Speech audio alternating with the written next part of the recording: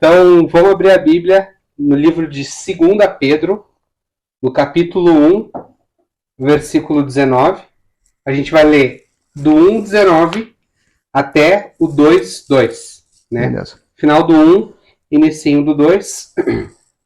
Para quem tá folhando a Bíblia aí lá pertinho de Apocalipse, volta uns livrinhos antes que vai chegar ali 1 João, 1 Pedro, tá aí pertinho. Quer começar aí na King James? Vamos dar ali então. 2 Pedro, capítulo 1, a partir do verso 19, diz assim: Sendo assim, temos ainda mais concreta a palavra dos profetas, e fazeis muito bem em prestar atenção a ela, como a uma candeia que brilha nas trevas, até que todo o dia se ilumine, e a estrela da alva nasça em vossos corações. Antes de tudo, sabei que nenhuma profecia da Escritura provém de interpretação pessoal, porquanto jamais a profecia teve origem na vontade humana, mas homens santos falaram da parte de Deus, orientados pelo Espírito Santo. Capítulo 2, verso 1. Assim como no passado surgiram falsos profetas entre o povo, da mesma forma haverá entre vós falsos mestres, os quais introduzirão dissimuladamente heresias destruidoras, até o cúmulo de negarem o soberano que os resgatou, atraindo sobre si mesmos repentina destruição. Muitos seguirão seus falsos ensinos e práticas libertinas, e por causa dessas pessoas haverá difamação contra o caminho da verdade. Boa. Então, tu comentou, né, daquelas pessoas que falam que a Bíblia é contraditória, que a Bíblia ela foi alterada, que a Bíblia, eu já ouvi, que a Bíblia foi escrita por um homem na caverna e se espalhou e ganhou. Tem várias teses, né, em torno disso. E uma coisa muito sábia, envolvendo qualquer ensino, qualquer ideologia, e a Bíblia não deixa de ser um ensino, é buscar a origem desse ensino. Então a primeira lição que eu vejo aqui, quando ele fala, no versículo 19, até ele, da King James, eles usam um negócio legal que eu achei interessante. Ele fala, no 19 não, acho que é no 20, antes de tudo. Então, cara, antes de entender, de mergulhar na palavra de Deus, daqui a pouco até de estudar cristologia, a gente estudou e é fundamental, mas antes de tudo, a gente tem que entender que a origem da Bíblia não está no homem. O homem foi uma ferramenta usada por Deus para transmitir a vontade e a palavra dele. Né? Deus, em sua sabedoria, em conhecimento, santidade, né? Por isso que a gente tem tranquilidade de afirmar que a Bíblia ela é inerrante, né? Que ela não tem erro, ela não tem contradição, porque Deus sabe de todas as coisas. Deus sabe que essa carta de Pedro abençoou aquela igreja dos irmãos da Ásia e abençoou até hoje nossas vidas. Os princípios que Pedro escreveu, ele transmitiu aquilo que Deus falou por meio do Espírito Santo para ele. Então a origem da palavra não está numa ideia de Pedro, não está numa história muito bem contada que Maria fez, não é uma continuação de um livro que Moisés começou a escrever, não. Ela veio de Deus. Ela é perfeita, ela é santa, ela é completamente coesa e coerente, porque a origem dela vem de Deus. Perfeito. Esse texto de Pedro a gente já falou, né? No episódio 5 lá da nossa série de Cristologia. Repito, se é novo no canal, dá uma olhada aí, cara, tem uma série muito boa sobre Cristologia. Boa. A gente já citou esse texto lá. E é muito interessante, né, mano? Porque o que Pedro está fazendo? Pedro ele está olhando para o Velho Testamento. Quando no Novo Testamento fala-se sobre lei, fala-se sobre palavra de Deus, eles estão olhando para o Velho. E ele diz, sendo assim, temos ainda mais concreta a palavra dos profetas, e vocês fazem muito bem em prestar atenção a ela. A gente precisa aprender a prestar atenção ao que a Bíblia diz. Nesse mesmo episódio, no 5, se eu não me engano, a gente fala sobre o discurso atual, né, de gente que diz, não, é só Novo Testamento, é só graça. Pedro está olhando para o Velho Testamento e está dizendo que lá existe coisa boa, que lá existe coisa de Deus, que lá a palavra dos profetas ela é boa, ela precisa brilhar como uma candeia e a gente vai fazer bem se prestar atenção. Hoje de tarde eu ainda fiz o exercício que eu gosto muito e recomendo que tu faça aí em casa, se tu ainda não fez, que é a leitura do Salmo 119.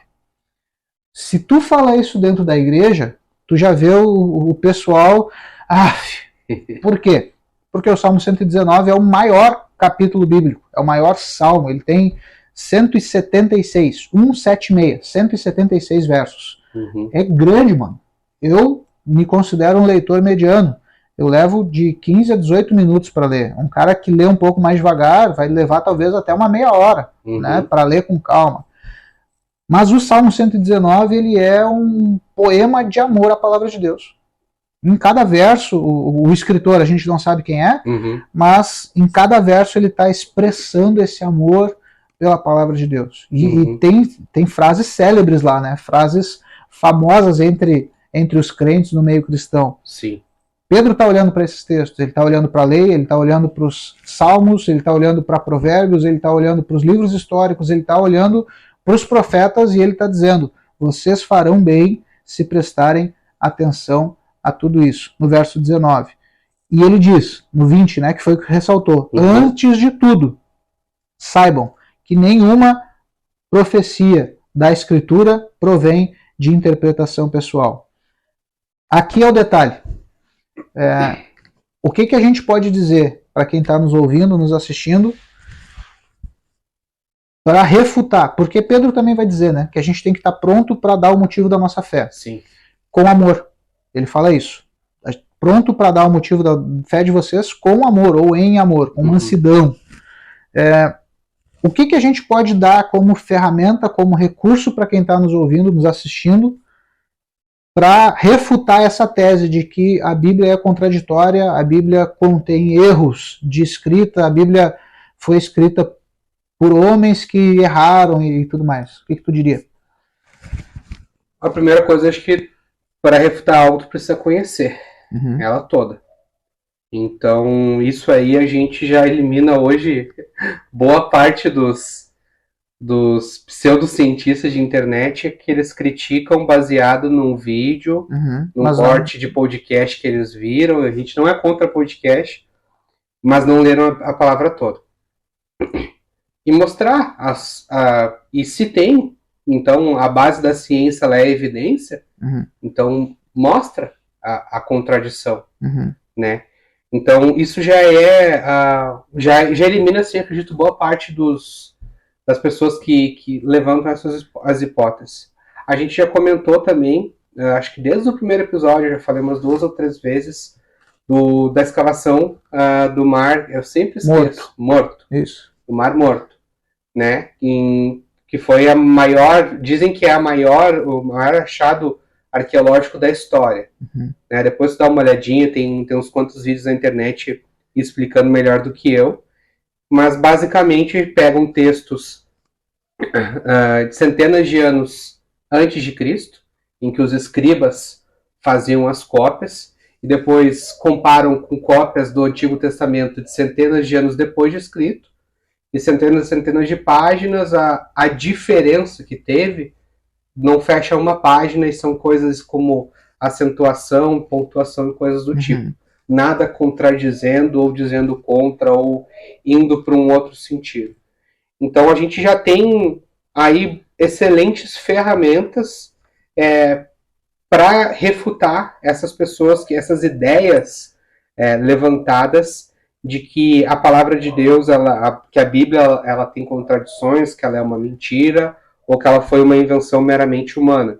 Não tem como ser humana porque ninguém sobreviveu esse tempo todo para ficar ali mantendo a coesão e ficar ali fazendo cópia, né? Então, não tem o que fazer. Só uma ação extraordinária para para manter ela viva até os dias de hoje. Outra pergunta básica, tá? Que talvez quem está nos assistindo já se deparou com isso. Em 2020, se eu não me engano, teve um cara que polemizou sobre o assunto. A Bíblia, ela é a palavra de Deus ou ela contém a palavra de Deus? Ela é, totalmente.